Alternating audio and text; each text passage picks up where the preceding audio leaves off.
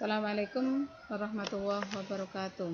Anakku kelas 9, kita bertemu lagi dalam pembelajaran IPA.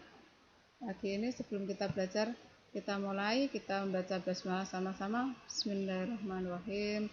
Semoga ilmu yang kita pelajari menjadi ilmu yang berkah, manfaat, diridhoi sama Allah. Untuk kali ini pembelajaran kita berlanjut pada organ reproduksi pada wanita. Ini gambar dari organ pada reproduksi wanita.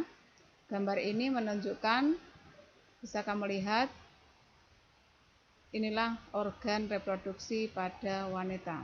Kita lahir dari seorang wanita. Kalau nggak ada wanita, sudah ada ibu, kita tidak ada di muka bumi ini. Dari gambar ini bisa kita pelajari. Dari ini A. Nah, ini A, ini namanya bagian dari ovarium. Apa sih ovarium itu? Ovarium adalah tempat pembentukan sel telur bagi seorang perempuan.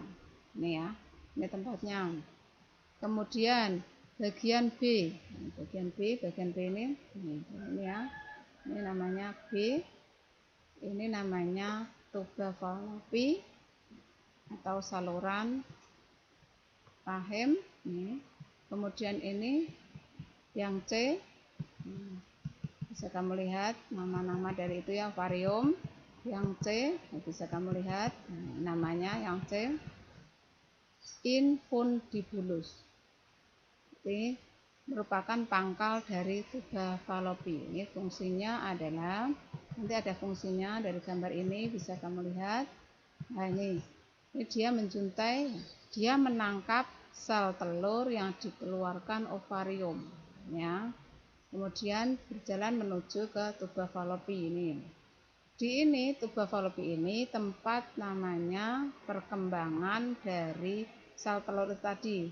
Proses ini namanya fertilisasi. Kalau sudah terbentuk zigot, maka dia masuk namanya ke rahim. Ini rahim mantap seperti buah pir yang terbalik. Ini namanya yang D, namanya rahim, atau bahasa yang lain bisa kamu lihat. Nah, bahasa lain kalau kita terkenanya adalah rahim. Rahim itu bahasa Arab ya. Bahasa biologinya adalah uterus. Ini uterus. Apa sih fungsinya? Adalah tempat berkembangnya janin selama kehamilan. Ini ya, gambarnya ini. Jadi kita dulu di rahim ibu kita, ini tempat kita. Kok bisa ya kita sebesar ini? Pada waktu kita lahir berapa kilo, berapa, kalau yang kecil ya ada 1 kilo, yang paling besar ya beda lagi ya, satu orang dengan orang lain lahir dengan ukuran yang beda-beda. Rahim manusia kalau tidak hamil 5 cm, kalau besar menurut perkembangan janin bisa 30 cm. Sekecil ini bisa muat manusia, ada yang 1, ada yang 2. Itu kekuasaan Gusti Allah. Itu kalau kita hubungkan, kok padahal sama-sama kok bisa ada yang sampai 6 juga ada ya.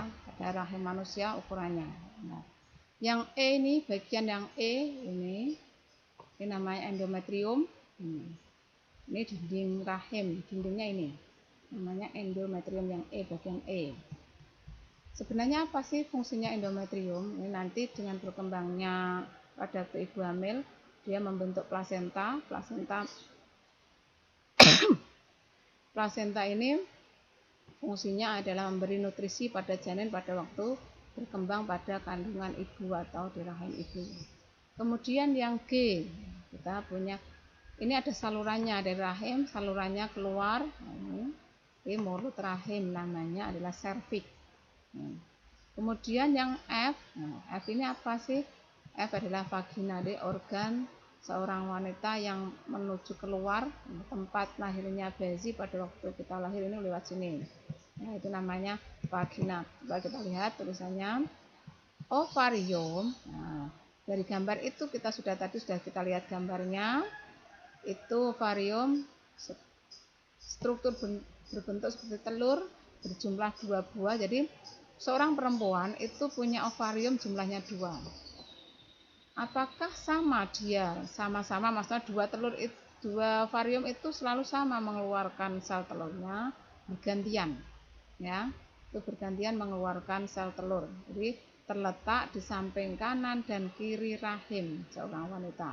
Jadi ovarium itu jumlahnya 2, menghasilkan sel telur, kemudian ditangkap ini sama rumbai ya tadi yang C ini, rumbai ini yang menangkap sel telur pada waktu dia sudah matang maka keluar.